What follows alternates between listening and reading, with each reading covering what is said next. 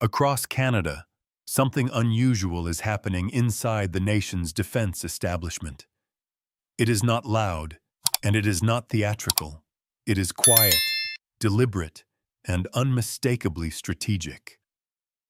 In offices where national plans are drafted, in hangars where technicians work long after the lights should be off, and on remote runways carved into the cold northern landscape, a new conversation has started to rise to the surface. The topic is no longer abstract. It is no longer a distant theory. It is something far more tangible: Canada's future in the sky for the next half-century. For years, Canadians assumed their fighter jet path was settled. The F-35 was the shape of modern air power, the centerpiece of a massive network of American allies, and the aircraft Canada once intended to buy in a fleet of 88. On paper, the plan looked neat and tidy. Stealth, deep strike capability, sensor fusion, and the reassurance of operating the same jet as the United States Air Force. That alignment felt safe. It felt conventional. It felt predictable. But the deeper Canada moved into the procurement process, the more the picture stopped looking so simple. The cost projections didn't remain stable. Instead, they climbed, steadily, consistently, and without signs of stopping. The delays that plagued the global F-35 program didn't disappear. They accumulated. The maintenance burden forecasted during early sales pitches didn't match reality. The promised sustainment model became more complex, more expensive, and more dependent on foreign approval chains. Layer by layer, the initial clarity of the F-35 plan faded into something more complicated. At the same time, a different name, once considered peripheral, began circulating through the Canadian defense ecosystem with surprising speed. The Gripen E.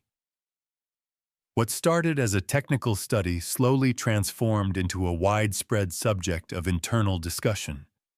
Engineers brought it up during performance simulations. Pilots began to study the aircraft's capabilities, its flight philosophy, and the way it adapts to harsh conditions. Policy analysts quietly compared its operating costs to those of the F-35. And behind closed doors, politicians started asking questions they hadn't asked before. Why is this aircraft appearing in so many conversations? Why does it seem to align with Canada's geography? Why does its industrial proposal resonate more deeply than expected? Those questions multiplied when a new element entered the picture: Rolls-Royce. The possibility of integrating a British high-performance engine into a Swedish airframe created an unexpected shift in the strategic equation. The current Gripen E uses an American engine, the GE 400G. That single component ties the aircraft to U.S. export rules and operating permissions. In normal situations, this dependence is manageable. But in moments of tension, political or geopolitical, it becomes a pressure point. When one nation can decide whether another may use its own aircraft, sovereignty becomes conditional. A Rolls-Royce option changes the chemistry of the entire decision. Suddenly, Canada sees the outline of a European-built fighter powered by a British engine, a configuration free from Washington's quiet but powerful gatekeeping. That doesn't weaken alliances, but it does rebalance them.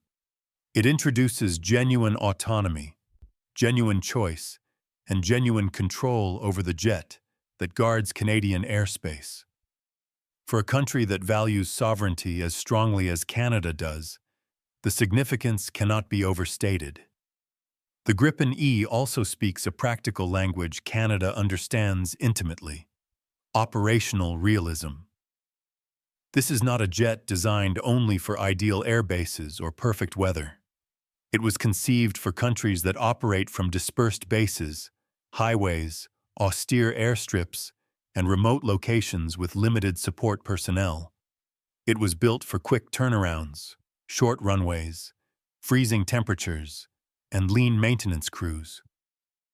It was shaped by a philosophy that prioritizes readiness over prestige and consistency over complexity.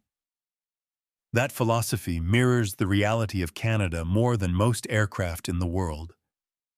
When temperatures plunge across the Arctic, when ice coats the tarmac, when the nearest support facility is thousands of kilometers away, the question is not which aircraft looks most advanced on paper. The question is which machine keeps flying, which one launches on time, survives the cold, absorbs damage, restarts quickly, and returns to the air without a small army of specialists. The Gripen was designed for exactly that environment. Canada's geography is unforgiving. Vast distances, limited infrastructure, sparse population across northern regions, endless coastlines requiring constant sovereignty patrols. In this environment, reliability is not merely a technical characteristic. It is national policy. When an aircraft falters in the north, it does not simply inconvenience a mission. It leaves a hole in national defense. The Gripen's appeal is not emotional. It is logistical, practical, fiscal. It offers significantly lower operating costs per flight hour, meaning Canada can fly more missions, train more pilots, and maintain higher readiness without burning through budgets. It relies on modular maintenance, allowing small crews to perform rapid servicing on the spot. It has a digital architecture built for quick updates, not decade-long upgrade cycles. And unlike many next-generation jets, it does not imprison operators in a closed ecosystem of foreign-controlled software. For Canadian industry, the story becomes even more compelling. The Gripen proposal is not a simple vendor relationship. It is a national partnership. Saab's offer included on-site assembly, deep technology transfer, and direct cooperation with Canadian companies. The prospect of thousands of new jobs, not temporary assembly work, but long-term aerospace careers, struck a chord. Bombardier, a company with world-class engineering talent and painful scars from past political disputes, emerged as a natural partner. The idea that Canadian hands could build the aircraft defending Canadian airspace is more than symbolism. It is strategy. Defense purchases are not only about aircraft. They are about industry resilience, national capability, and long-term economic benefits. For a country that once built the Avro Arrow, a symbol of innovation and national ambition, there is a deep cultural memory associated with aerospace excellence. The Gripen program touches that memory. It offers a chance not only to fly an aircraft, but also to build one. To recover industrial ground lost over decades. To write a new chapter that feels Canadian, not imported. Globally, the Gripen is gaining traction. Brazil chose it as its next-generation fighter. Other nations evaluated it for modernization. It is competitive not because it is the flashiest aircraft in the world, but because it delivers operational capability at a sustainable cost. In a world where budgets are stretched and threats evolve quickly, efficiency is no longer a luxury. It is a requirement. Canada is not choosing between good and bad. It is choosing between two different strategic philosophies. The F-35 provides unmatched stealth, deep integration with USS sets, and advanced penetration abilities. Those strengths matter. But the Gripen offers agility, affordability, independence, and industrial return. And when paired with a Rolls-Royce engine, it becomes something else entirely. A European platform free from American restrictions, optimized for cold weather operations, and aligned with Canada's long-term national interests. The decision is no longer simple. It is no longer predictable. It is no longer merely a procurement. It is the beginning of a national conversation about sovereignty, industry, and the future of Canadian air power. As Canada continued to re-examine its long-term air power commitments, another layer of the conversation emerged, one that went far beyond aircraft specifications or engine options. It revolved around something far more sensitive, the question of reliance. With the F-35, every upgrade, data package, software adjustment, and operational configuration flows through American oversight. Not because the United States is an unreliable partner, but because the F-35 program is architected that way by design. It is a centralized system, controlled from a single hub, and every nation using the jet operates inside that ecosystem. For some allies, that arrangement is perfectly acceptable. For others, it has become increasingly uncomfortable. Canada sits in the latter category. The realization that a country cannot modify its own aircraft without foreign approval has a way of reshaping long-term strategic planning. Even routine maintenance cycles require coordination across U.S. supply chains.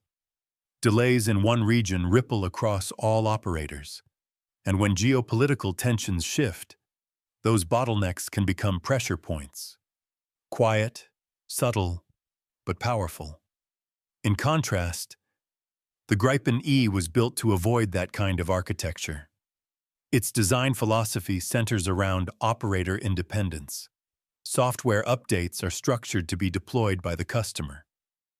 Mission data can be integrated locally. The supply chain is modular rather than centralized. Instead of funneling everything through a single authority, the Gripen gives partner nations control over their own configuration and pace of modernization. For Canada, which must defend an Arctic frontier larger than most countries on Earth, the ability to maintain sovereignty over its jets is more than a technical preference. It is an operational necessity. That sovereignty question is one of the reasons the Rolls-Royce engine option resonated inside Canada's defence community. A British power plant inside a Swedish-designed airframe, operating in Canadian skies, creates a triangular partnership entirely outside U.S. administrative control. It doesn't diminish the U.S.-Canada relationship. Instead, it creates a more balanced one. When decisions about national defense no longer require someone else's permission, strategic autonomy becomes real, not theoretical. Canada's political leadership has increasingly recognized this dynamic. The country has always maintained close ties with the United States, but the past decade has exposed moments of tension, trade disputes, tariff escalations on steel and aluminum, and political frictions that seemed to erupt overnight.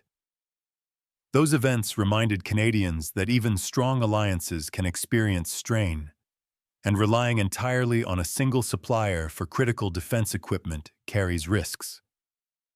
The F-35 is not just an aircraft. It is an entire system with American rules. The Gripen E, especially with a Rolls-Royce engine, offers a model built on shared capability, not dependency. At the same time, economic considerations began pushing the debate in a new direction. Defense procurement is not only about what a nation buys, it's about what it builds. Saab did not present itself as a company selling fighter jets off a shelf. It presented itself as a long-term industrial partner.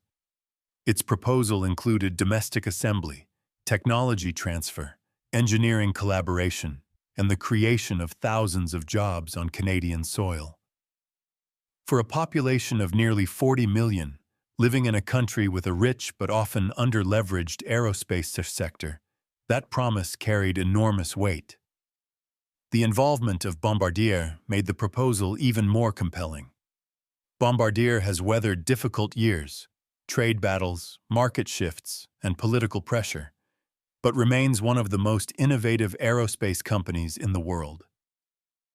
The idea that bombardier engineers, technicians, and machinists could contribute to the next generation of Canadian fighters ignited a sense of national pride.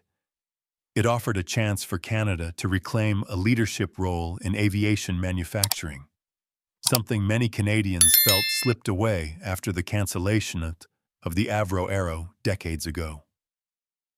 Moreover, a domestic production line would not serve Canada alone.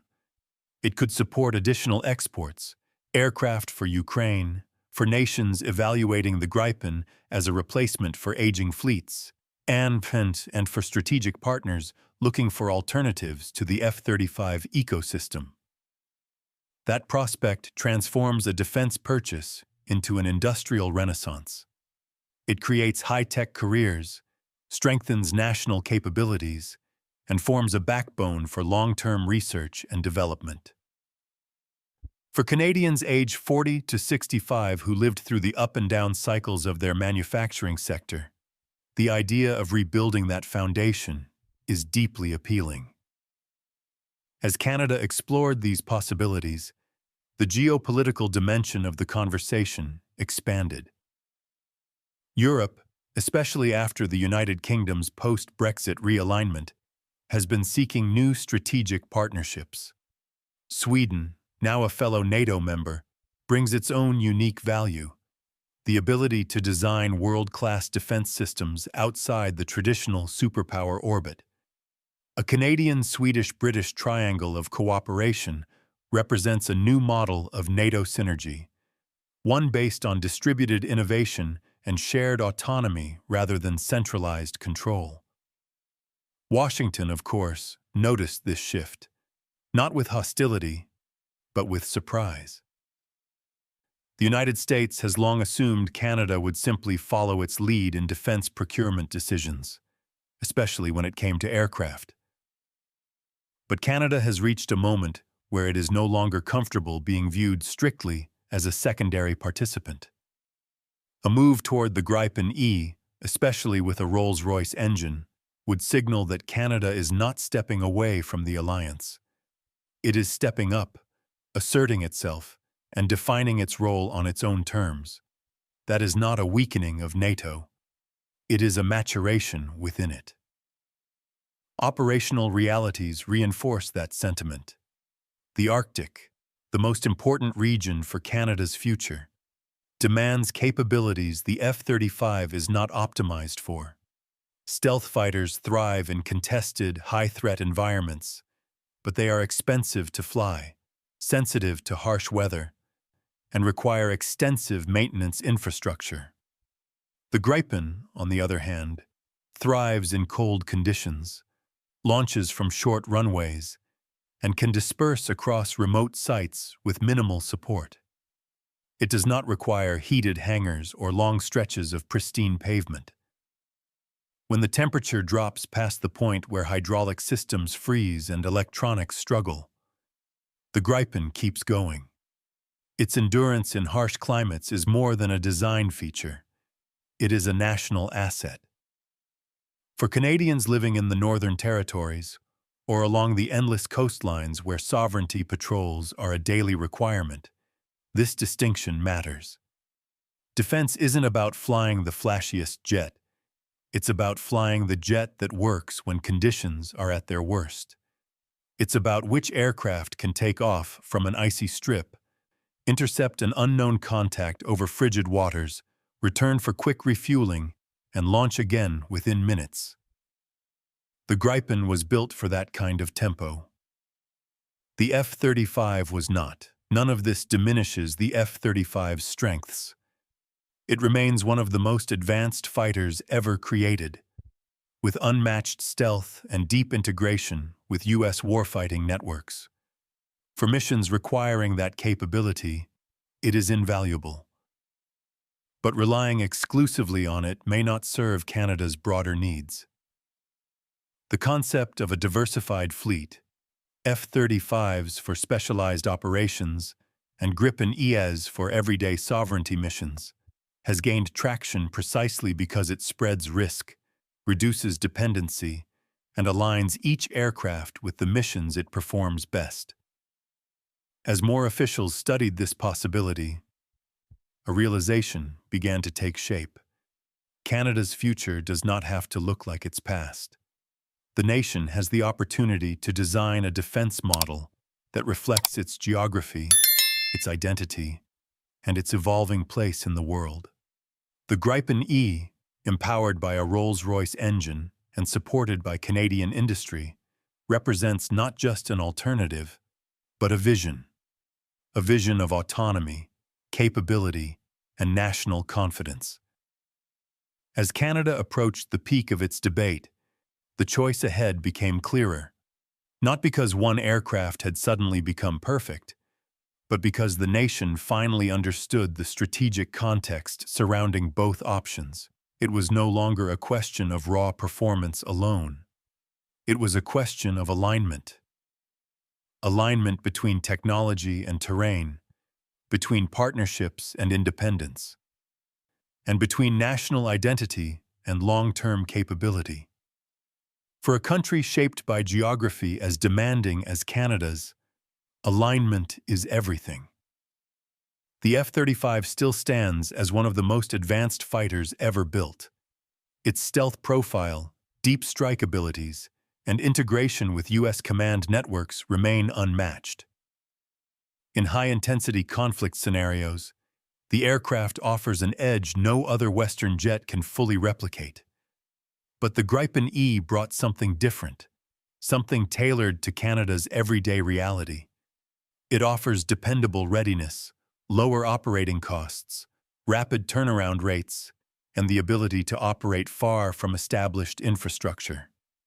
Rather than shaping missions around the aircraft, the Gripen allows missions to shape themselves around the environment. This is why the idea of a diversified fleet, combining F-35s for specialized stealth tasks with Gripen Es for sovereignty patrols, Arctic response, and routine national defense, began to gain serious momentum. It spreads operational risk, reduces dependence on a single foreign-controlled system, and aligns capabilities with Canada's distinct security needs. Even many former skeptics acknowledged that a mixed fleet could give Canada the best of both worlds without compromising alliances. It represented not a retreat from modernity, but a smarter allocation of resources and roles. At the same time, the Rolls-Royce engine proposal continued to reshape the conversation.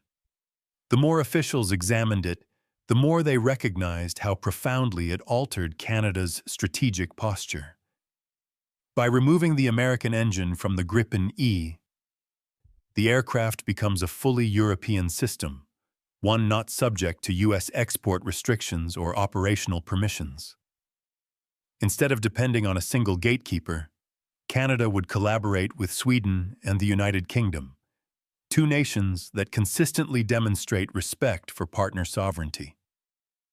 For a country that has long balanced its relationship with the U.S. while preserving its own identity, this configuration felt both respectful and empowering. A Gripen E powered by Rolls-Royce, built in partnership with Canadian industry, became more than a procurement option.